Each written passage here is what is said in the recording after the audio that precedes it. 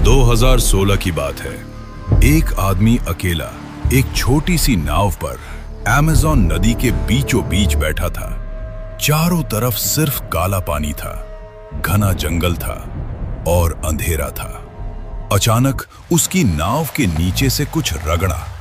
वो जानता था कि अमेज़न में 5 मीटर लंबे ब्लैक कैमन रात को शिकार करते हैं। उसने पैडल रोका, सांस रोकी और बस इंतजार किया। क्या वो उस रात जिंदा बचा? इस वीडियो में आप समझ जाएंगे कि अमेज़न नदी को नाव से पार करना इंसान के लिए आखिर इतना खतरनाक क्यों है, और वो कौन सा एक खतरा है जिसके बारे में कोई गाइड नहीं बताता, कोई किताब नहीं लिखती और जिसे देखकर खुद स्थानीय लोग भी नाव किनारे लगा देते हैं। तो चलिए सब्सक्राइब करके शुरू करते हैं इस वीडियो को। अमेज़न दुनिया की सबसे बड़ी नदी, 6400 किलोमीटर लंबी, इतनी चौड़ी कि कई जगहों पर आप एक किनारे से दूसरा किनारा देख भी नहीं सकते, और इतनी गहरी कि इसके तल में आज भी ऐसी चीजें हैं जिन्हें इंसान ने कभी देखा तक नहीं। लेकिन इस नदी की असली पहचान इसकी लंबाई या गहराई नहीं है। इसकी असली पहचान है इसका खौफ। हर साल दुनिया भर से एडवेंचर सीकर्स, एक्सप्लोरर्स और यूट्यूबर्स इस नदी को नाव से पार करने की कोशिश करते हैं, और हर साल उनमें से कुछ वापस नहीं आते, कुछ लापता हो जाते हैं, कुछ की नावें मिलती हैं खाली, और कुछ ऐसे होते हैं जो वापस आते हैं, लेकिन जो देख कर आते हैं वो किसी को बताते नहीं। तो सवाल ये है, आखिर ऐसा क्या है इस नदी में? बात करते हैं शुरुआत से। अमेज़न नदी का सफर शुरू होता है पेरू के एंडीज पहाड़ों से। वहां से ये नदी ब्राजील के घने वर्षावनों को चीरते हुए अटलांटिक महासागर में जाकर मिलती है। इस पूरे रास्ते में कोई एक सीधी लकीर नहीं है। नदी मुड़ती है, घूमती है और कई जगह इतनी तेज बहती है कि छोटी नाव का इंजन भी उसके सामने बेकार लगता है। लेकिन इस सफर की शुरुआत करने से पहले जो लोग सच में ये यात्रा करते हैं वो क्या तैयारी करते हैं? सबसे पहले आती है नाव की तैयारी। अमेज़न में बड़े जहाज सिर्फ मुख्य धारा पर चल सकते हैं, लेकिन जो एक्सप्लोरर इसे पूरा पार करना चाहते हैं उन्हें छोटी हल्की नाव चाहिए, जिसे डग आउट कनू या इन्फ्लेटेबल कायाक कहते हैं। ये नाव जितनी हल्की होगी उतना ही खतरनाक होगा सफर, क्योंकि हल्की नाव को पानी की लहरें आसानी से पलट सकती हैं। साथ में रखना पड़ता है कम से कम 3 महीने का खाना, पानी साफ करने के फिल्टर्स, सैटेलाइट फोन जो कि कई बार जंगल में काम ही नहीं करता, मलेरिया और डेंगू की दवाइयां, और एक हथियार, क्योंकि अमेज़न में खतरा सिर्फ जानवरों से नहीं आता। और यहीं से शुरू होती है इस सफर की पहली और सबसे अनदेखी सच्चाई। अमेज़न के कुछ हिस्से, खासकर ब्राजील और पेरू की सीमा के पास, दुनिया के सबसे खतरनाक इलाकों में गिने जाते हैं, और इसकी वजह कोई जानवर नहीं, इसकी वजह है इंसान। इन्हें कहते हैं अमेज़न के वाटर पायरेट्स। ये वो लोग हैं जो नदी के घने इलाकों में छुपी हुई नावों में बैठे रहते हैं। इनका काम है कोकीन और दूसरी ड्रग्स की तस्करी, और जो भी छोटी नाव इनके इलाके से गुजरती है, टूरिस्ट हो, एक्सप्लोरर हो या लोकल, ये उसे रोकते हैं, लूटते हैं, और कई बार वो नाव फिर कभी नहीं मिलती। 2012 में 2 पोलिश कायाकर्स, प्योतर चमिलिंस्की और उनकी टीम ने अमेज़न को कायाक से पार करने की कोशिश की। रास्ते में एक रात उनकी नाव पर अचानक हमला हुआ। अंधेरे में, नदी के बीच में, बिना किसी वार्निंग के। वो बचे, लेकिन सिर्फ इसलिए क्योंकि उनके पास सैटेलाइट कम्युनिकेशन था और उन्होंने तुरंत दिशा बदली। लेकिन सभी इतने लकी नहीं होते, और अगर पायरेट से बच भी गए तो अगला खतरा है जिसका नाम सुनकर ही नाविक नाव मोड़ लेते हैं। इसे कहते हैं पोरोरोका। पोरोरोका ये एक पोर्चुगीज शब्द है जिसका मतलब है महान विनाशकारी शोर, और ये नाम बिल्कुल सही है। होता यह है कि अटलांटिक महासागर से आने वाली विशाल टाइडल वेव्स जब अमेज़न नदी के मुहाने से टकराती हैं तो वो नदी के बहाव को उल्टा कर देती हैं। समुद्र की लहरें नदी के अंदर घुस आती हैं और इससे बनती है 4 मीटर यानी 13 फीट ऊंची पानी की एक दीवार जो 800 किलोमीटर प्रति घंटे नहीं बल्कि 30 किलोमीटर प्रति घंटे की रफ्तार से नदी के अंदर दौड़ती है। 30 किलोमीटर प्रति घंटा सुनने में कम लग सकता है, लेकिन जब 13 फीट ऊंचा पानी का तूफान आपकी तरफ आ रहा हो और आप एक छोटी सी नाव पर हों, तो आपके पास भागने का कोई रास्ता नहीं है। ये घटना हर साल फरवरी और मार्च में होती है और जो नाविक इस समय नदी में होते हैं उन्हें या तो किनारे पर नाव बांधकर महीनों इंतजार करना पड़ता है या फिर पोरोरोका उनका फैसला खुद कर देती है। लेकिन मान लीजिए आप पायरेट से बच गए, पोरोरोका से बच गए, नाव सही सलामत है। आप सोचते हैं अब शायद सबसे मुश्किल हिस्सा निकल गया।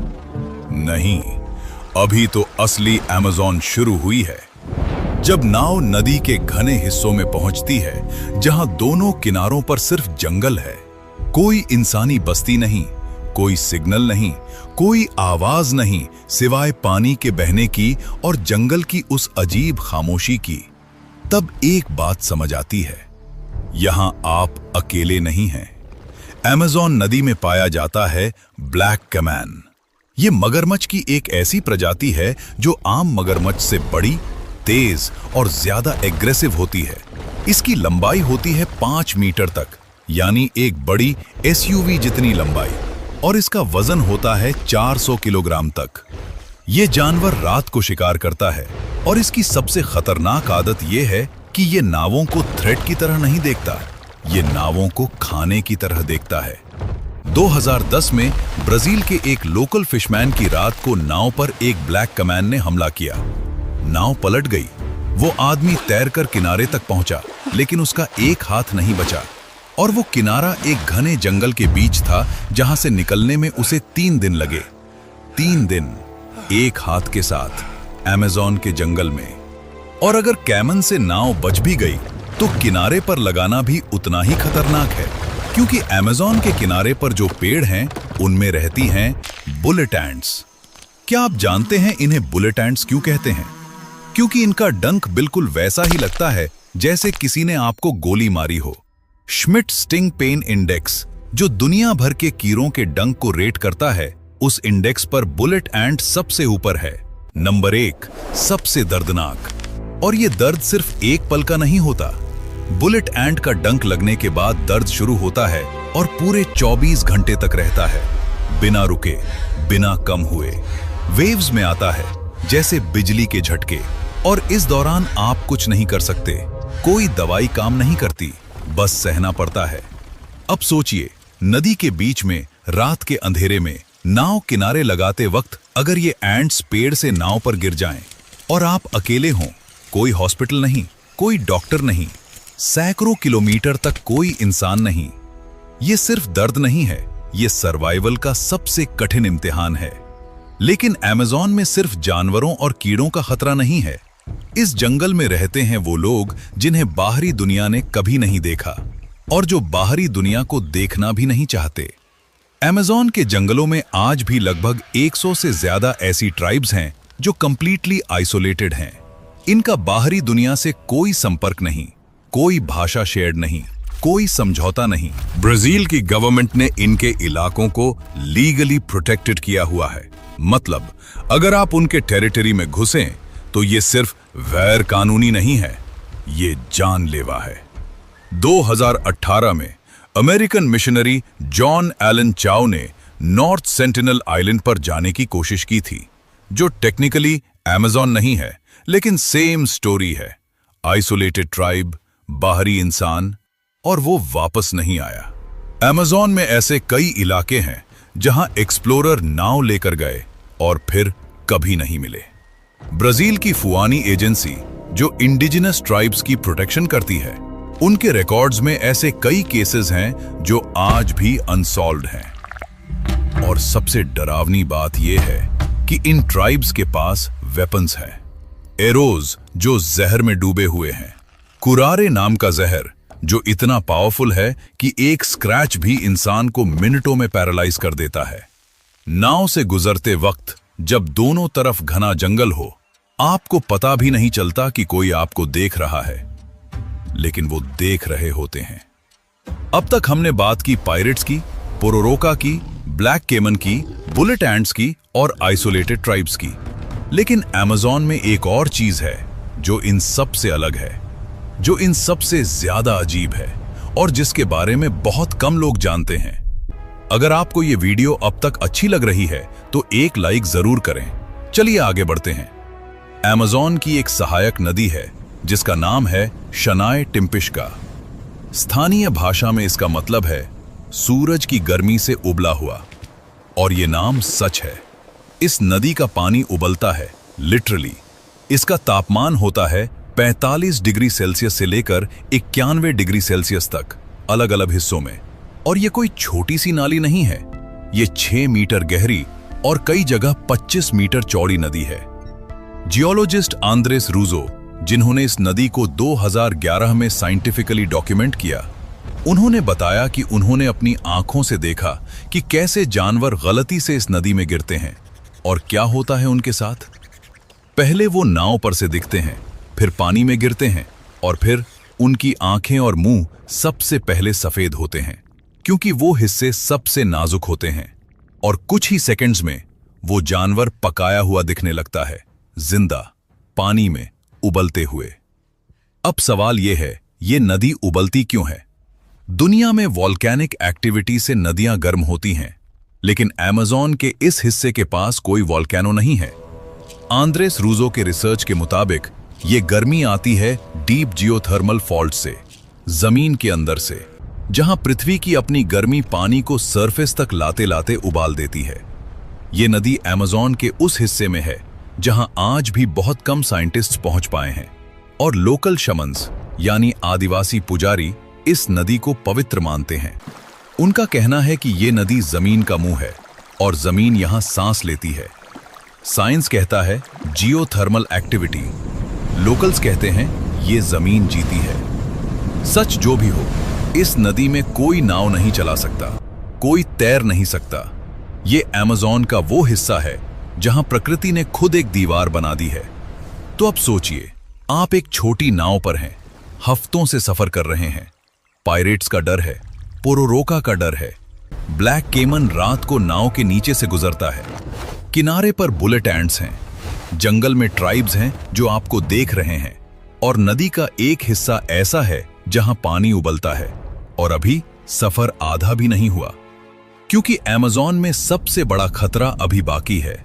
वो खतरा जिसके बारे में कोई गाइड नहीं बताता, वो खतरा जो दिखता नहीं, बस महसूस होता है, और जब महसूस हो तब तक देर हो चुकी होती है। वो है अमेज़न की मौसम की मार। अमेज़न में तूफान आते हैं जिन्हें लोकल लोग कहते हैं पोरियासू। ये तूफान कोई वार्निंग नहीं देते। आसमान साफ होता है, धूप होती है, और अचानक 10 मिनट के अंदर आसमान काला हो जाता है।